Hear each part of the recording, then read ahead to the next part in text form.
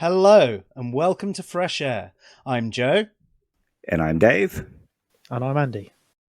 And tonight we're going to be discussing propositional logic and beliefs. So welcome to the show.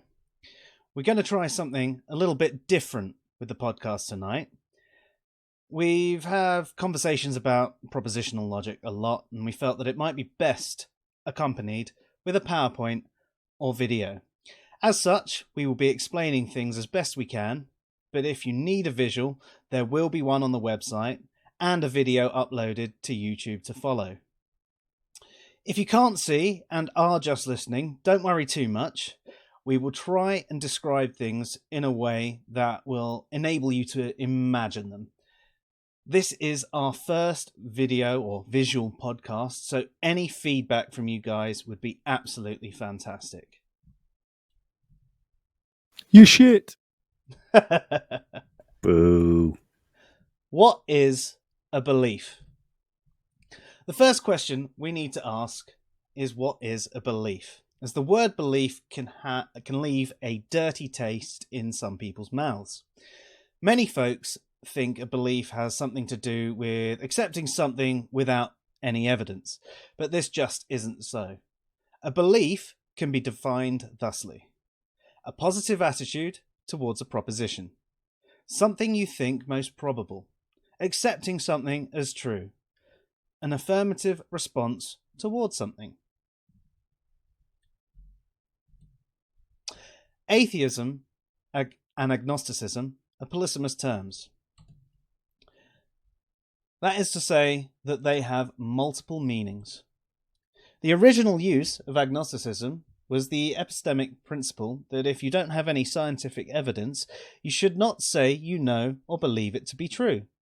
It is the withholding judgment position with a strong requirement for evidence.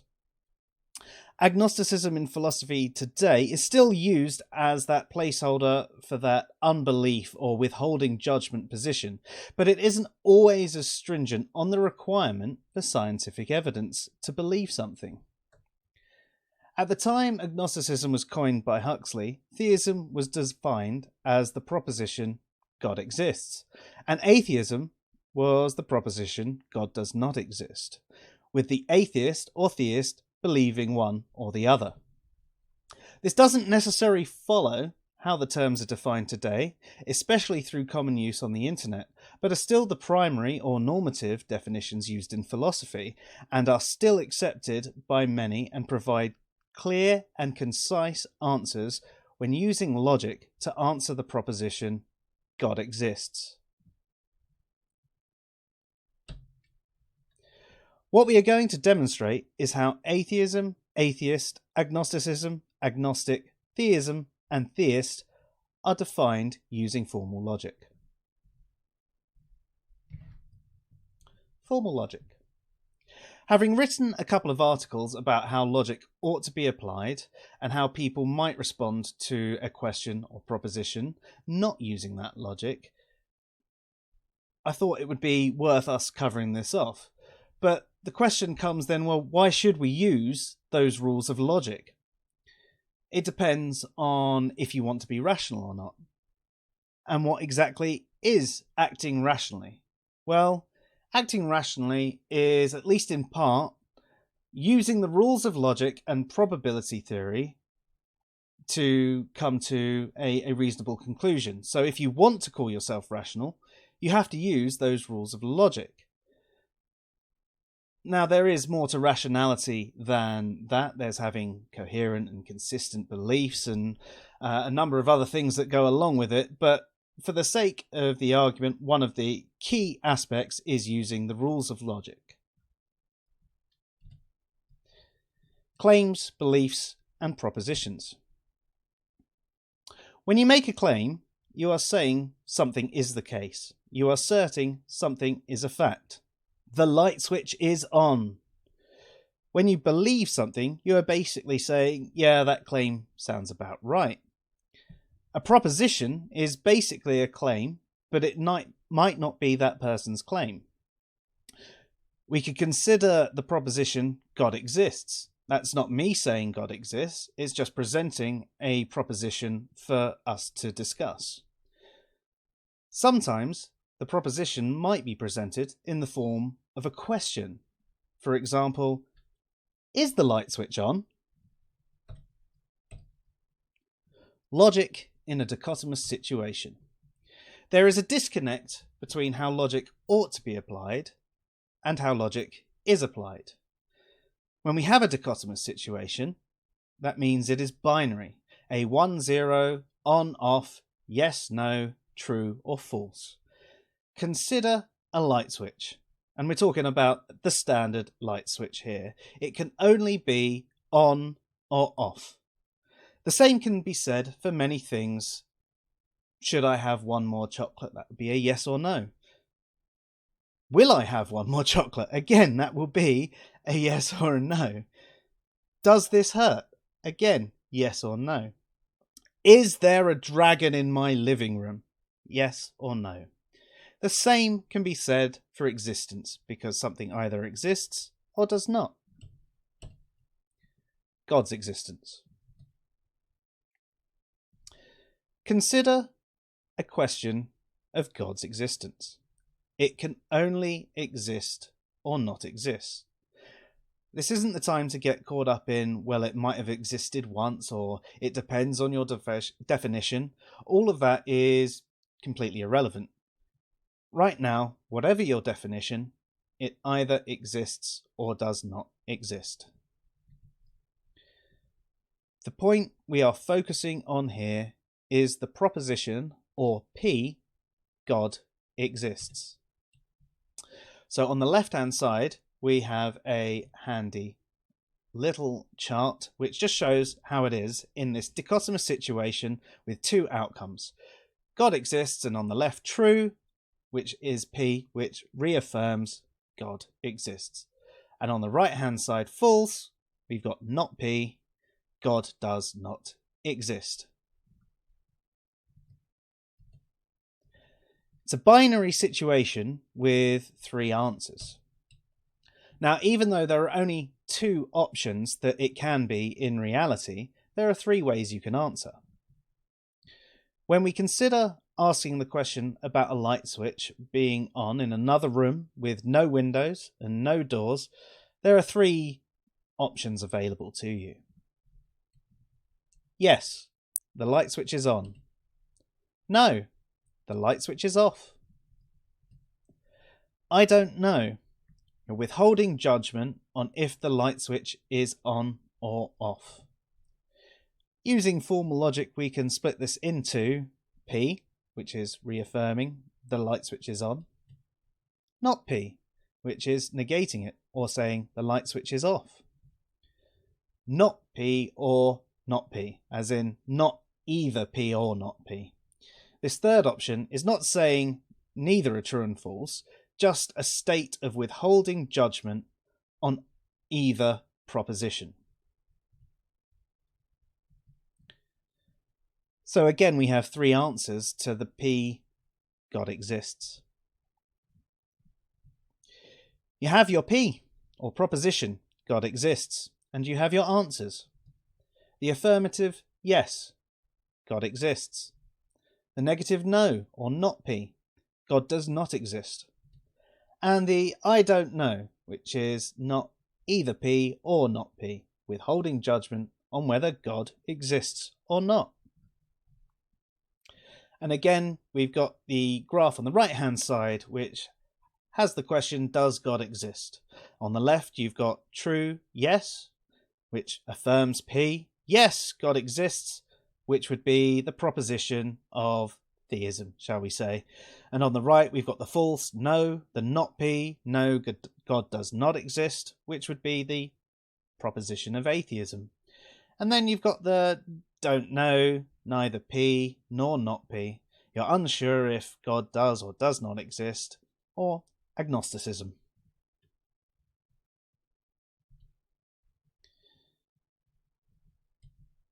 Now bear with those definitions for now. We will save how these definitions have come to change over the years for later in the video, as I'm sure folks are already saying,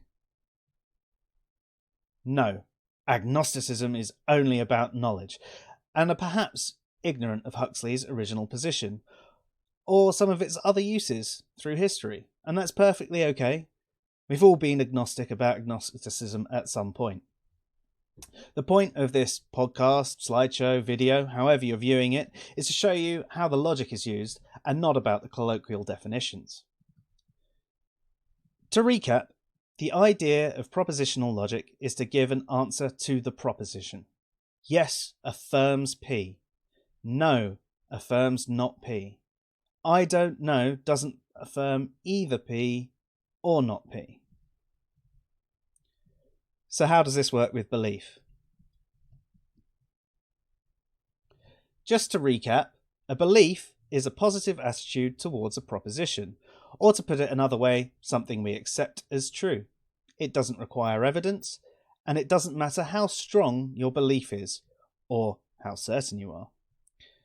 To apply this to the proposition, the light switch is on, we could have a statement like, yes, I think the light switch is on.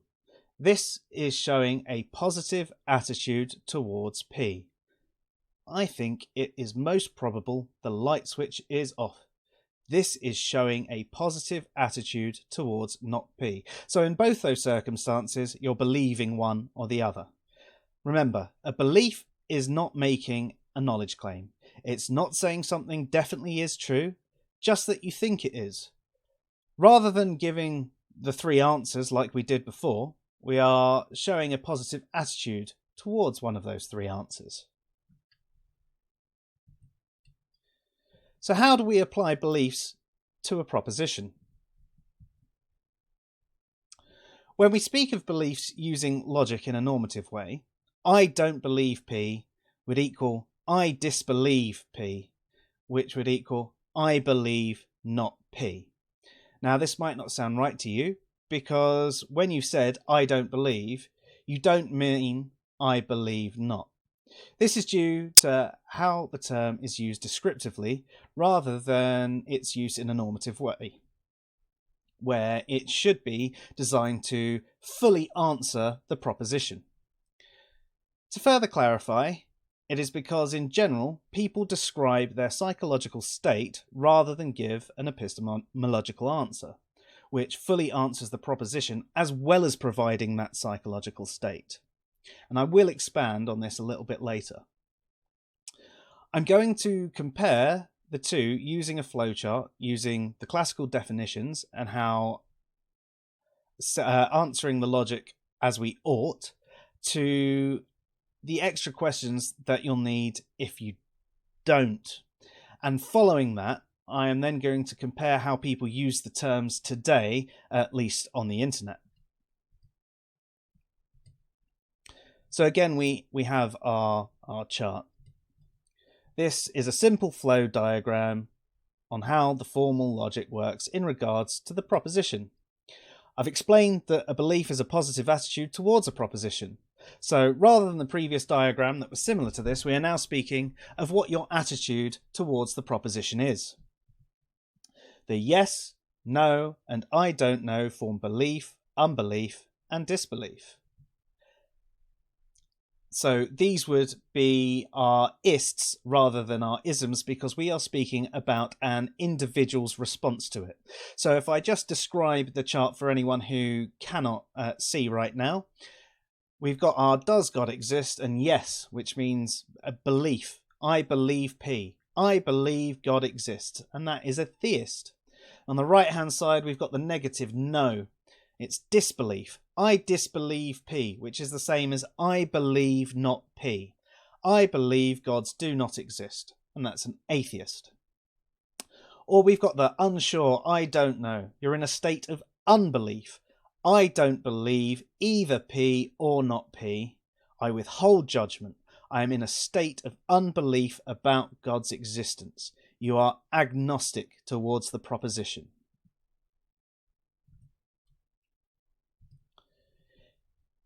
If we consider this further and expand on the belief positions and logical notation, the theist believes P and lacks belief in not P. So that would be described as BP and not B, not P. Okay?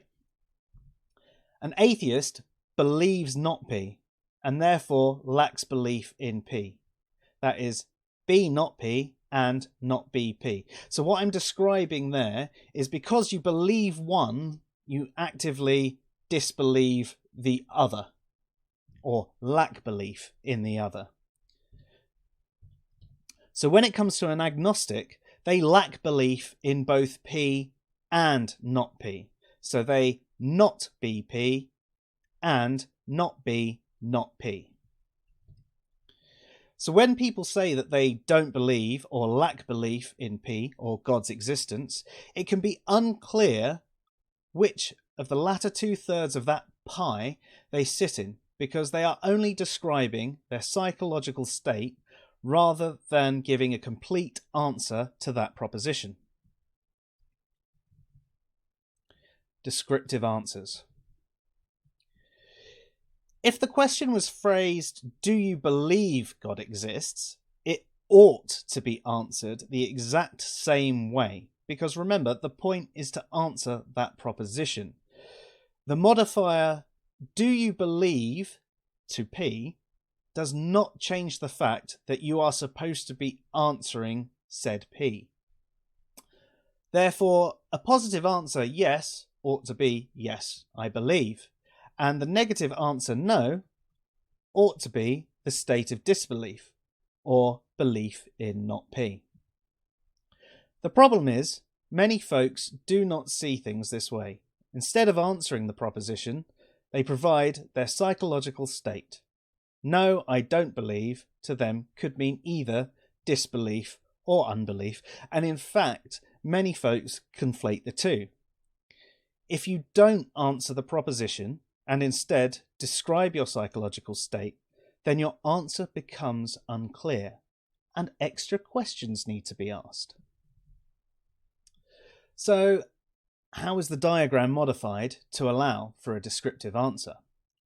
Well, now using those same classic definitions, let's take a look at how it could be answered descriptively.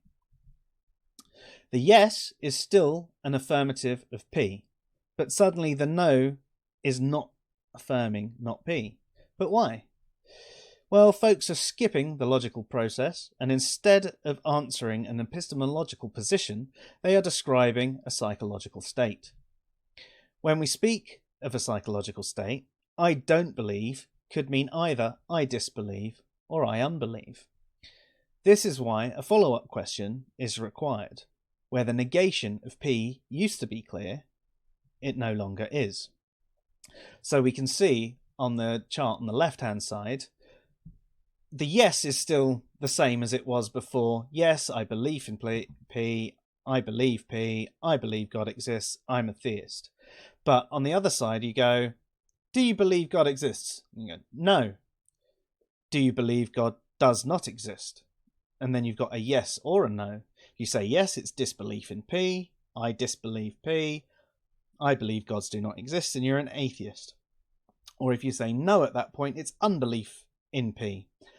I don't believe either P or not P. Back to that withholding judgment and agnostic position. So even with this one additional question, we end up in a similar place to where we were before. You may have noticed I excluded the "I don't know" from the diagram. That would still lead you directly to that state of unbelief. The point is, people take a question prefixed with "do you believe" to be a question about their psychological state, rather than realize it should be the same as answering the proposition. If someone says God exists, and you provide your attitude towards the proposition, aka your belief, asking someone what their attitude towards the proposition is should be no different. Unfortunately, people don't actually think like that, which is why instead of a clear answer, you'll get an unclear one. epistemological versus psychological. Just to be clear on what we mean by this, an epistemological answer fully answers the proposition with your attitude towards it. Using the logic above, it is clear what theists, atheists, and agnostics believe and don't believe, and you can infer that from their answer. When describing a psychological state, you don't necessarily give a complete answer. Both atheists and agnostics lack belief in God existing. Both theists and agnostics lack belief in God not existing. So if you just say, I lack belief in God existing, you're not saying anything about what you do believe. You're not providing a clear answer in regards to the proposition.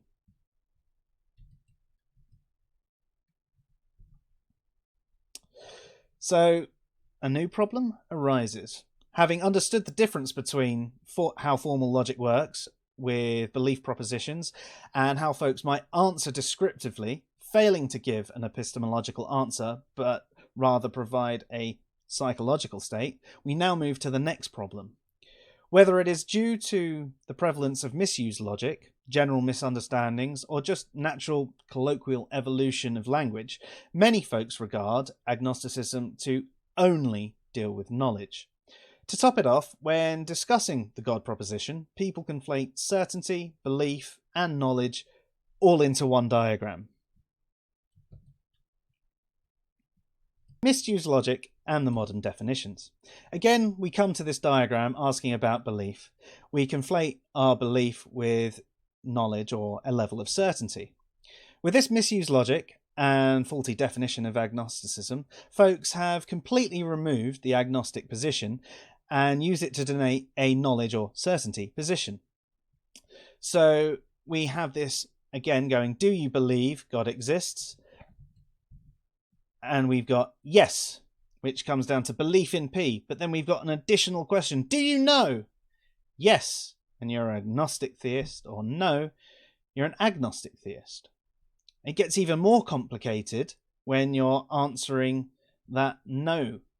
Because once you say, do you believe God exists, and no, we ask again, do you believe God does not exist?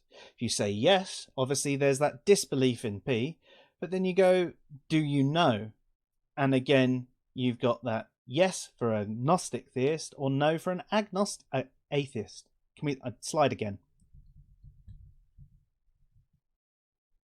Misused logic and the modern definitions.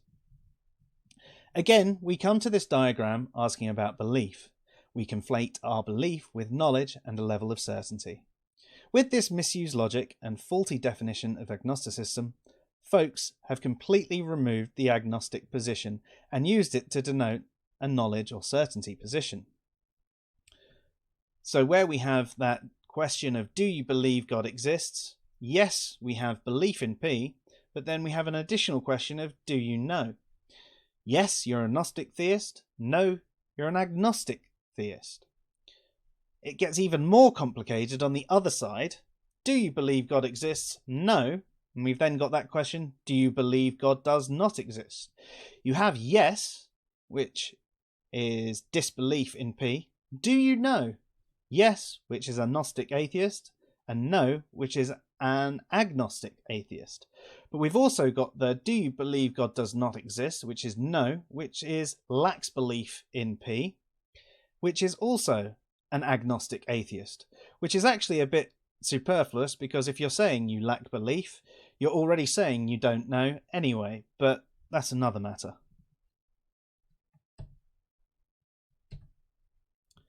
So how does certainty work?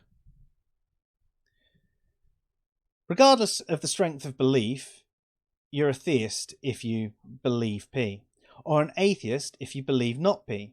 Being uncertain, aka in a state of unbelief, is the agnostic position. So if you want to include certainty into the positions, it's quite simple. This is how it ought to work. Any level of certainty or belief strength in P or not P makes you either a theist or an atheist. Knowledge does not form part of it, but if you did have some knowledge supporting one way or the other, it could indeed make you more certain, also known as increased belief in strength. Please note, this is discussing psychological certainty, not epistemic certainty, and we will cover that at a later date. Cognitive dissonance. Cognitive dissonance is holding two opposing beliefs at the same time. You might have noticed that the previous page went from 100% down to 0%, then up to 100% again, on a sliding scale. This is because I was speaking of a consistent belief. If you held a belief 50% that God existed and 50% that God did not exist, you are contradicting yourself and invalidating your justification. Therefore, your belief is definitely not rational. Even if those numbers were 90% one way or 99% one way or 1% the other, you're still holding contradictory beliefs. In a single moment, a light switch cannot be both on and off. Something cannot exist and not exist. Milk cannot be fresh and spoilt. So a summary so far. This covers how logic works in a dichotomous situation. Just to recap, you have three stages of belief. Belief, you agree with the proposition. Disbelief, you believe the proposition is not true. Unbelief, you withhold judgment on the proposition. But are there other positions in regards to the P?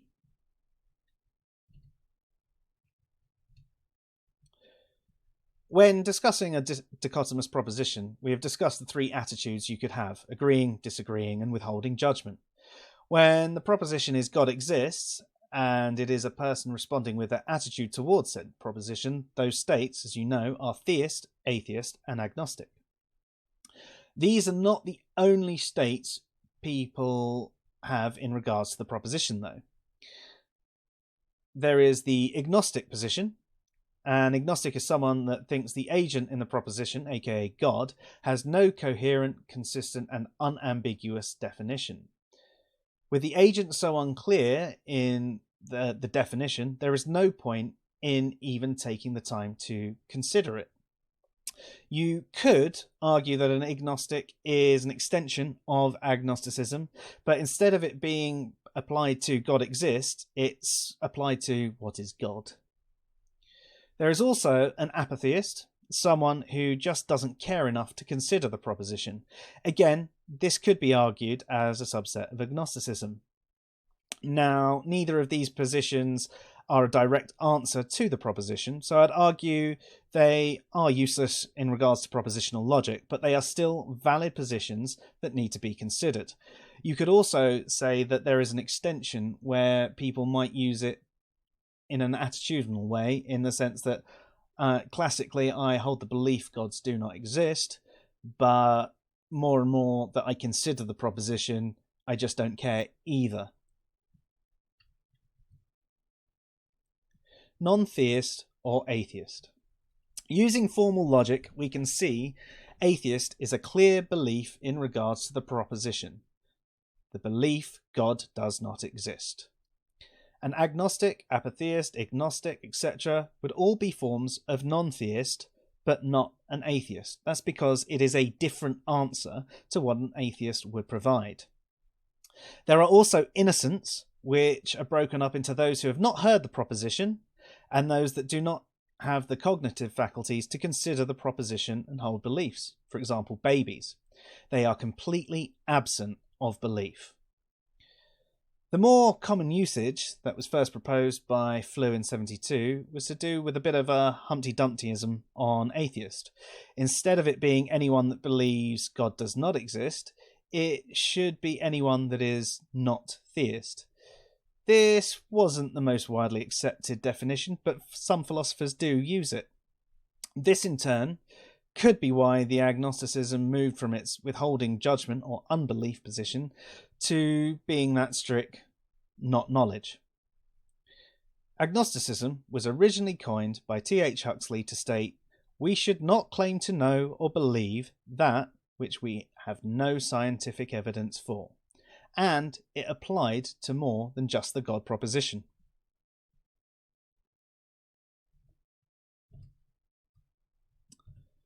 There are many atheists that define atheism purely on the lack belief, or not BP. This is why anyone that lacks a belief is regarded as an atheist. If we are to define positions around what we lack belief in rather than what we do actively believe, then we ought to consider this. If we define our position by what we lack belief in, then indeed, not BP, or lacking belief in God existing, would be atheist. But in turn, lacking belief in God not existing, or not B, not P, would be a theist. Whilst an agnostic shares the lack of belief in God with atheists, they also share the lack of belief in God not existing with theists. So if you can't see the screen, I've described theist as BP and not B, not P, an atheist as B, not P and not BP, and an agnostic as not BP and not B, not P. And you can see the agnostic shares half a position with the theist and half a position with an atheist. That in turn would make agnostics theists as well as atheists. But you can't have a theistic atheist or an atheistic theist. That's a contradiction in terms. This is a problem with only considering part of the belief spectrum when discussing a proposition. Equally, if you allow atheism to be described on just lacking belief, but refuse to let atheism to be described in terms of lacking belief in God not existing, then you're guilty of special pleading. It's one rule for me, one rule for you. Does it matter? The important thing when discussing these terms is the communication aspect. On the internet, the use of any non-theist as atheist is the most common, as is the modifier agnostic atheist, which if you use the classical definitions means something like, I don't know if I hold the belief God does not exist or not, or I don't know if I'm an atheist. This, of course, is not what is meant by the term. The modifier is supposed to add a layer of honesty, saying, I don't claim knowledge on this topic, but I don't believe God exists. Of course, if you understand what a belief is, you realise it is just something you accept as true. It says nothing about your knowledge, and you don't need the modifier. What I do find strange is, off the internet, and not just in philosophy, at least through conversations I've had in the UK with people that don't debate online, many do still use those classic definitions represented by the formal logic. It seems there might even be a veil of indoctrination within the atheist community on the internet about the lack belief definition, especially with many that say it's the only definition.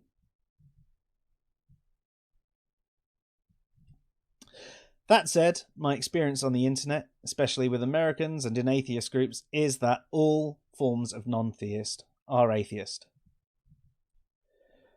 I do wonder if this is framed that way just as a political tool to increase numbers, or if it's just the way language has evolved. If it's just a natural evolution, is that evolution just due to not understanding or caring about how formal logic works when discussing propositions? Or was it inspired by Flu's work? One key thing I would say is we shouldn't be telling each other that a particular definition is wrong or the only one. Or if someone identifies as an agnostic, you really shouldn't say, no, you're an atheist, because they're likely using those classical definitions.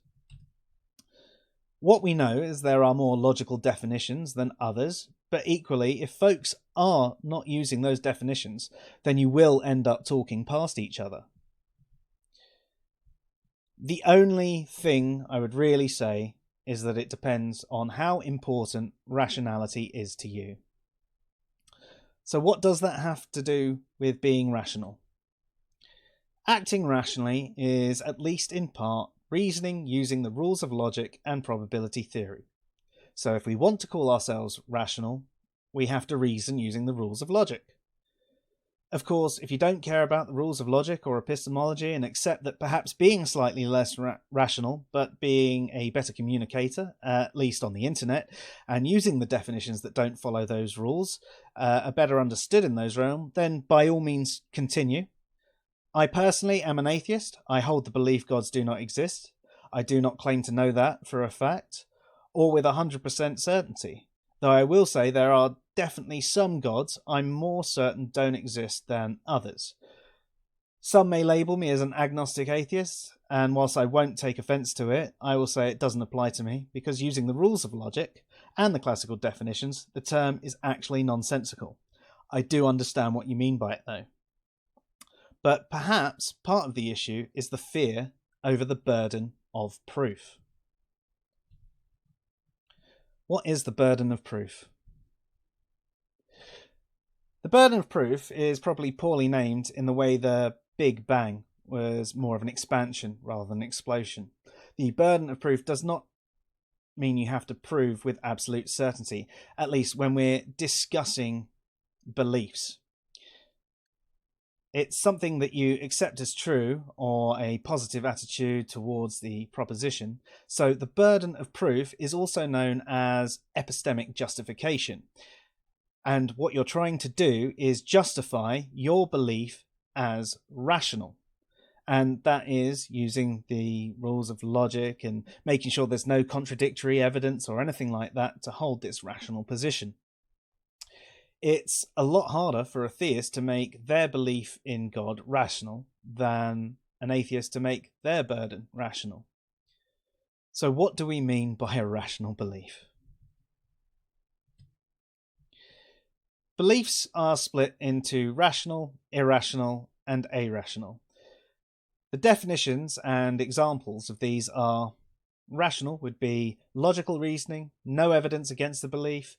I believe the bridge will not collapse as I go over it. And this is reasoned through knowledge of the construction, induction about how it's been safe every time you've gone over. You can see other things going over, but you're also aware that you might be unlucky and it will collapse. You are holding a rational belief. You do not have knowledge until you're going over that bridge if it's going to collapse or not. An irrational belief would be something completely illogical. So holding a belief even after given evidence that that belief is wrong and not using any logical reasoning. So for example, if you hold a belief literally because my friend said, or if you said the earth is 6,000 years old, even though you've been presented all the evidence that points to it being much older. Irrational is a belief where no reasoning is required. It's not holding an attitude towards a proposition. It's a sensory state or a feeling. I believe I like the taste of chocolate. I feel like someone's watching me.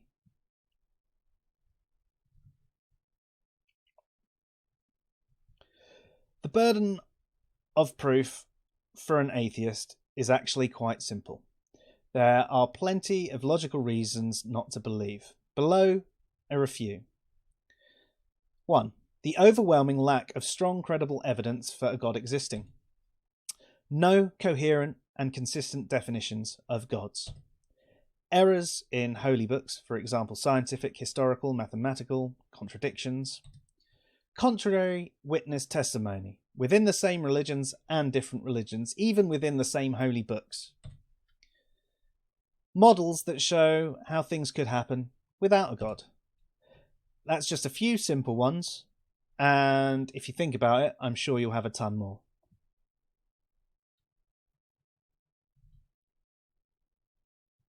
So, what about these other definitions? I've explained how it has become quite commonplace on the internet to equate all non-theists to be atheists, but as you can see, there are a number of different answers to the proposition that have different impacts. 3 positions answer it directly: belief, theism; disbelief, atheism or an atheist; unbelief, agnosticism or an agnostic. We understand a clear representation of what they do and don't believe using propositional logic. There are also other positions that could either be regarded as subsets of agnosticism or an attitude about the proposition. Agnosticism is the proposition is incongruent. Apatheism is I don't care if a God exists or not. Innocence is complete absence of belief, whether that's through ignorance or the inability to hold one. So as you can see, they're all very different answers. They have different attitudes towards the proposition.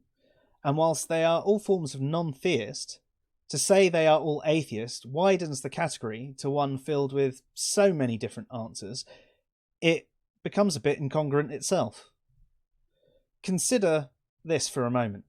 All Brits and all Americans are human. Not all non-Americans are Brits. Again, if we widen the category for all non-American equals Brit, then we have a bit of an error. Now, language is defined through use, but also has contextually correct definitions. So whilst it would be ridiculous to ignore the colloquial definitions of atheism on the internet, we should also understand it is not the most logical use of the term. By extension, more logical equals more rational.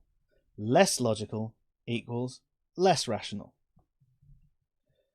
Please note, I'm not saying the colloquial definitions are illogical or irrational. Far from it. It's just that the way they are defined is often less rational. And, yeah.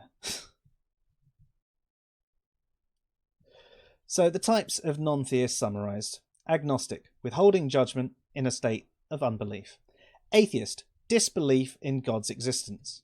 Anti-theist, believes no one should believe in gods. Now, an anti-theist is usually an incredibly strong atheist. It is a bit of a different answer, but you would tend to find an anti-theist an incredibly strong atheist as well.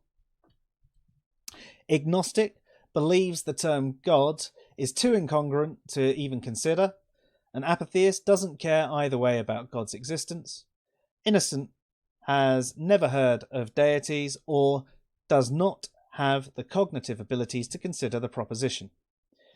As you can see, there are a number of different types of non-theist with clear distinctions around what they believe about the proposition, or indeed if they are completely absent of belief. It's about context. So on the one hand, we can demonstrate a more logical use for atheism. On the other, it would be silly to be prescriptive with its use when a majority on the internet are using it in a different way.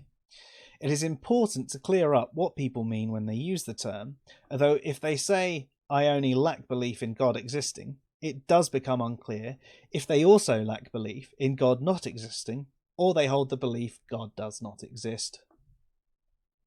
However, there are also contextually correct terms. When speaking about or doing science, we understand that theory has a completely different meaning to the colloquial use of theory. We also don't describe evolution as a change in kind. We don't think of science as making pancakes. There are normative uses for these terms. Whilst a creationist might be set on the notion that theory just means idea, we know that it doesn't, at least when discussing science. We wouldn't dream of telling folks in a scientific field to update their definition to that colloquial definition, would we? When discussing anything like knowledge, beliefs, morality, you're essentially doing philosophy, even if you're not aware of it and you're getting it wrong. Yes, there are wrong answers in philosophy. It's become quite commonplace to see the modern internet atheists outright reject the philosophical definition and say that philosophers should update the definition of atheism to the colloquial one because that is how they should use it. This is being prescriptive, not to mention arrogant, thinking your definition is better, and a weak argument because it only goes as far as an ad populum, sometimes with an argument from authority thrown in. So a summary of beliefs and logic. A belief is simply a positive attitude towards a proposition. A belief makes no claim of knowledge, nor are you claiming something is true with epistemic certainty. A dichotomous proposition only has two answers. It can be in reality, but there are a number of different attitudes towards it. Epistemological answers fully answer the proposition, as opposed to just giving you a psychological state. They inform us of what you do believe. Beliefs can be rational, irrational, or irrational. The justification comes down to the logic and reasoning. Even lack of belief carries a burden of rationality. Language is defined through usage, but there are also contextually correct or normative uses of words. Colloquial definitions are fine, but remember, they might not be the most logical use of the word. When making statements like philosophy should update its definitions, perhaps consider if you would say the same to a professional in the field of science, and consider why you make the distinction that one field deserves more respect than another. And that's it. That was good. I enjoyed that. One bit in particular.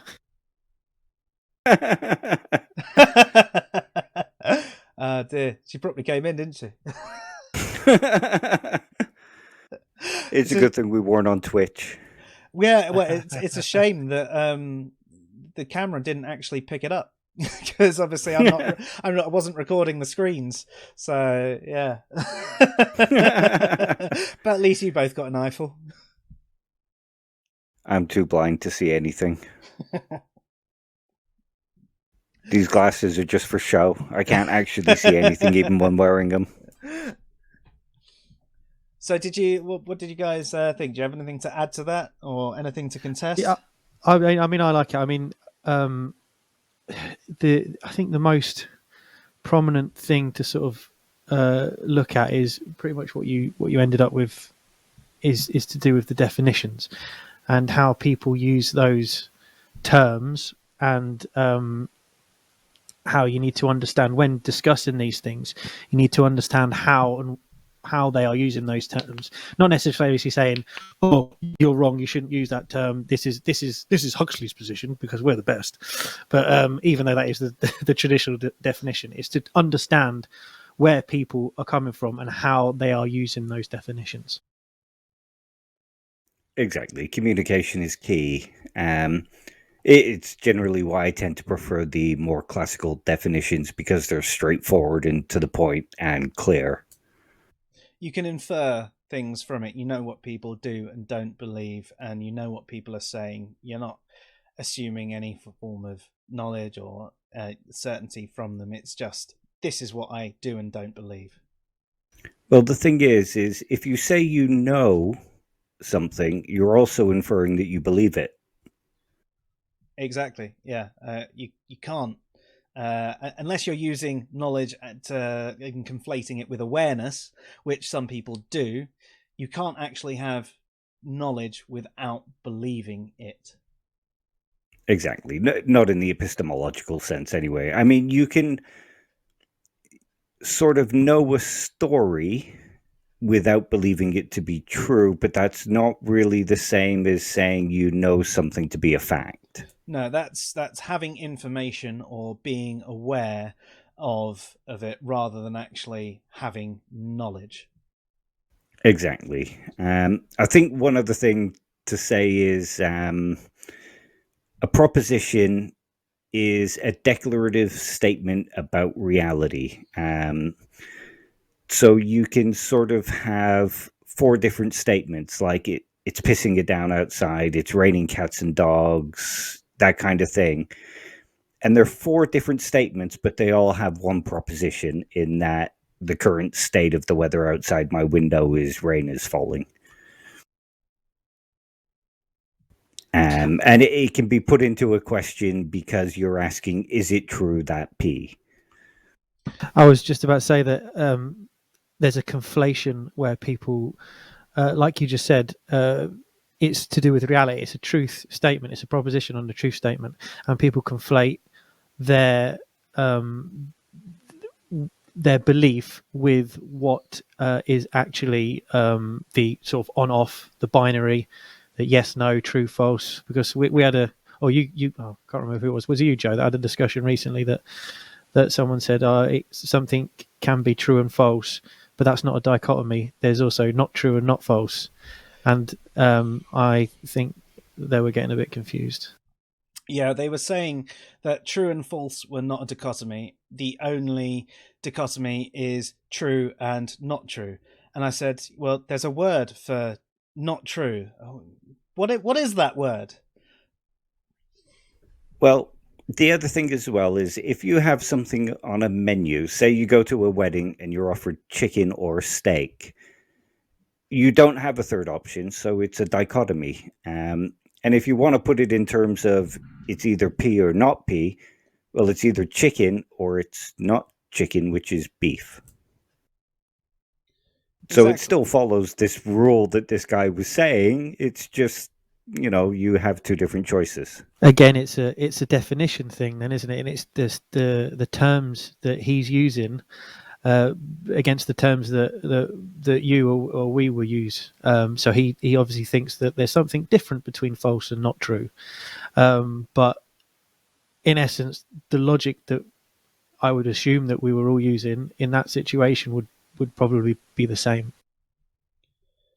Yeah, it would. The logic he was using is still the same logic. It's just that he was trying to demand that it was put in a certain way. But if you have two choices and two choices only, you have a dichotomy. That's exactly it. I think as well, there's a lot of people out there that like to argue for the sake of arguing. They don't. No, they don't, do they, Andy? But that tends to be what happens with it, doesn't it? There is that entire so desperate to be right that even if someone else is right, they are not willing to listen and understand, and there is no real difference between not true and false. Exactly. And to be honest, I think that's sort of a big problem in the atheist community, where there's this need to be right rather than this need to understand. I mean, I'm probably guilty of it myself on occasion. Lots of people are, but it seems to be kind of prevalent. I think we've all been there at some point where we're trying to convey our ideas. I know long time ago, I was definitely more of the keyboard warrior type myself, who was just interested in arguing the theists down. But I don't know. I don't really care about that as much anymore. I'm more interested in consistent beliefs and logical arguments and that sort of thing. And I think there are many good arguments against God's existing, and there are many terrible ones. And I think many atheists tend to not have the stronger arguments. Or any arguments at all, because they believe all it takes is to say, well, I just don't believe you. Yeah, and they have no burden of rationality, apparently. Well, who needs to be rational, Especially when you call yourself rational. I mean, you don't need to prove it. You just need to say you're an atheist. It's the same thing. No, I love you atheists, honestly. I've had many great conversations. We're all here. We're all atheists ourselves. And there's been many great conversations with atheists on the internet. And some, even when we haven't agreed, have been very fruitful conversations. And it's caused me to go off and look at things in more detail. They've pointed me in directions of things that I might not have known, whether it's additional bits of science or philosophy or anything like that. And I've had a great conversation.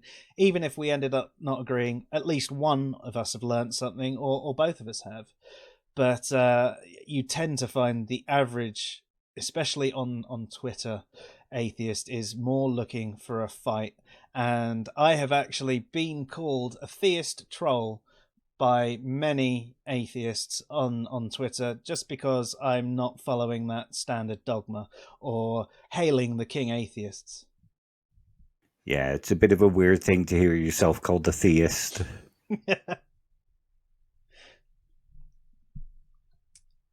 Awesome. Well, do you guys have anything else to add, or should we wrap up for the night? No, that's good for me. I mean, we could always do a follow-up if anybody has any questions. And everybody gets to see us now. Hello, everybody. Hello. Not that you're actually recording the webcams or anything, but Who says I'm not? I've switched back. We can see you. Oh, okay. Hello. I might cut Paul. it out there. No one needs to see the way we look right now. Yes, they do. But yeah, I do want to do a follow-up, because one of the things I did mention was about epistemic certainty. So that sort of goes into the realm of knowledge, and there are different theories of knowledge and things like that, and I think it would be worth us covering that off in the future. I've been putting together some more stuff like the slideshow we've done today, and hopefully I'll get that done, and we can cover it off in the next few weeks. It just depends when everyone's available for that as well. But hopefully, we'll see how this one goes. And we will be releasing this on YouTube. We'll be releasing it on answersinreason.com, and we'll be releasing it on our Patreon site as well. Awesome. Yeah, I'd love to get into making more videos, to be honest.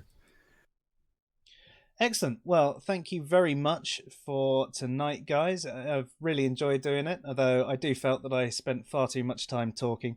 So hopefully next time you guys can jump in and tell me I'm wrong a couple of times. Well, next time, be wrong. Oh! God damn it. Coming on here being right.